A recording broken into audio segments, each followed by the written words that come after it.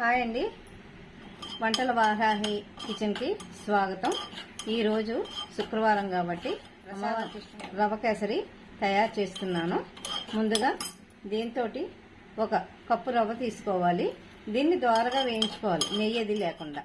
ఇదిగోండి వేగిపోయింది రవ్వ. దీనికి సరిపడా పంచదార కొంచెం తగ్గించుకోవాలి. రవ్వ పంచదార కలిసి అదే కప్పుతోటి రవ్వ, అదే కప్పుతోటి పంచదార. ఒక స్పూన్ నెయ్యి వేసుకుందాం. స్పూన్ నెయ్యి వేసి కిస్మిస్లు జీడిపప్పు వేసుకుని వేయించుకుందాం. ఇలా వేయించేసుకోవాలి మొత్తం ఎర్రగా, బాగా దోరగా శుభ్రంగా గోల్డ్ కలర్లోకి వచ్చేలాగా వేయించుకోవాలి. బంగారు రంగులోకి వస్తాయి ఇవి.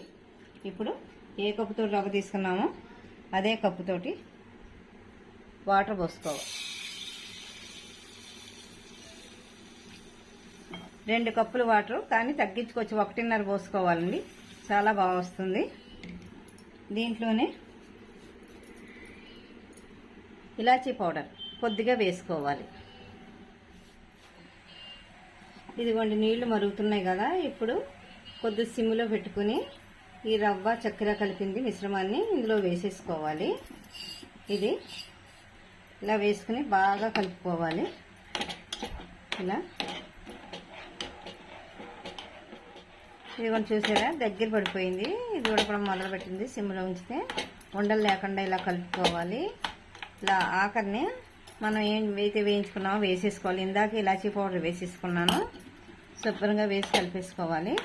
ఇది సత్యనారాయణకి ఇష్టమైన ప్రసాదం అండి, కానీ శుక్రవారం నాడు ఇది అమ్మవారికి చెయ్యొచ్చు, చాలా బాగుంటుంది.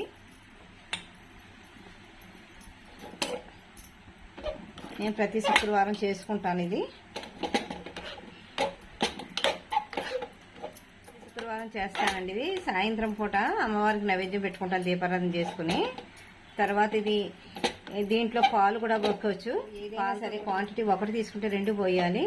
1 నీళ్లు పోసి రెండో దానికి 3/4 వంతు పాలు పోసుకుని కూడా చేసుకోవచ్చు, కాచి చల్లార్చిన పాలు. ఇది చాలా ఆరోగ్యవంతమైనది. ఇది ప్రసాదం. ఇది అందరూ తినచ్చు, పెద్దలు అందరూ కూడా. చాలా మంచిది ఇది. మీరందరూ లైక్ చేయాలి. చూసి వదిలేస్తున్నారు, అలా కాదు, అందరూ కూడా లైక్ చేయండి. లైక్ చేస్తే ఇంకా మరిన్ని వీడియోలు మీకు అందించగలను. ధన్యవాదాలు.